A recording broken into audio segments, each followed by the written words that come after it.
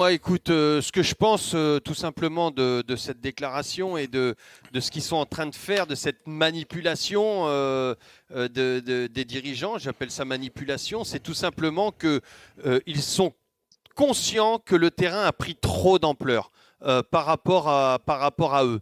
Et donc, on connaît la devise, hein, quand c'est comme ça, et vous avez raison, Laure a raison, le coach a raison, ils sont tellement unis, que ce soit dans le staff, que ce soit au niveau de la formation et tout ça, tout le terrain, tout ce qui est sportif, j'ai l'impression qu'il y a une unité qui s'est faite.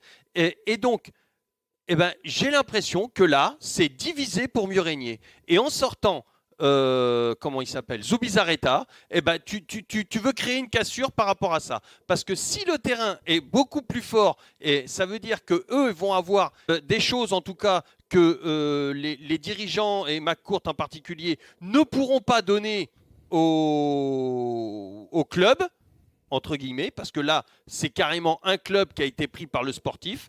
Ils ont pris la main avec les supporters et tout ça. Et donc, sachant qu'ils ne pourront pas donner ce que Villas-Boas va demander pour le club, ils vont être mis à défaut, ils vont être pris à défaut, ils vont être pris à partie et ils essaient de se sauver comme ça. Moi, c'est ce que je pense. Juste une info également qui nous vient de Florent Germain, notre correspondant à Marseille, qui concerne justement cette relation que les joueurs ont avec Andoni Zubizarreta et André Villas-Boas. Alors, ils ont suivi les événements, bien entendu, à distance.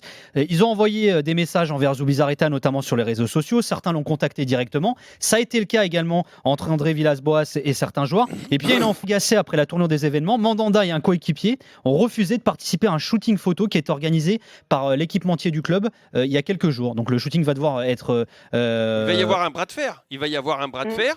Il faut voir jusqu'où ça va aller. Attention, parce que s'ils veulent aller au bras de fer, si la direction veut aller au bras de fer contre le terrain et contre le club et contre les supporters, parce que là, tu as un noyau qui est lié, ça va être compliqué. Mais tu vois, Lionel, je rejoins ce que tu dis, tu vois, quand tu dis.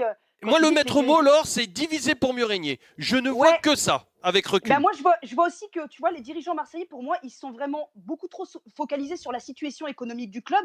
Or, moi, je pars du principe que si tes résultats sportifs, ils aident forcément au redressement de ta situation. Plus tes résultats ils sont bons, plus tu vas valoriser l'image de ton club et plus tu vas valoriser aussi tes joueurs sur le marché. Et au final, ton club, il va ton économie. Et là, j'ai l'impression qu'ils sont en train de tout planter. Le travail d'une année qui avait été positif, j'ai l'impression qu'on va repartir de zéro. Et là, malheureusement, mais c'est sûr.